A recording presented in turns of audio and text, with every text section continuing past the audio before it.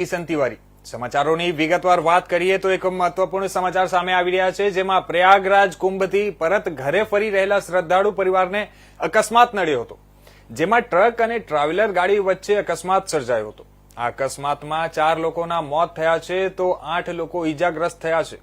લીમખેડાના પાલી highway પર અકસ્માત સર્જાયો હતો. અંકલેશ્વર ધોળકા સહિતના પરિવારને અકસ્માત નડ્યો હતો, જેમાં જણાવી દઈએ કે બીજી અન્ય એક ઘટનામાં પ્રયાગરાજ કુંભમાં જઈ રહેલા 10 શ્રદ્ધાળુઓના માર્ગ અકસ્માતમાં મોત થયા છે. આ અકસ્માત પ્રયાગરાજ મિર્જાપુર હાઈવે પર થયો હતો અને શ્રદ્ધાળુઓથી ભરેલી બોલેરો કાર અને બસ વચ્ચે આ અકસ્માત થયેલી હતી. આ સામસામેની ટક્કરમાં 19 લોકો ઘાયલ થયા હતા અને અકસ્માતની માહિતી મળતા જ પોલીસ ઘટના સ્થળે પહોંચી ગઈ અને ઘાયલ શ્રદ્ધાળુઓને હોસ્પિટલમાં દાખલ કર્યા હતા.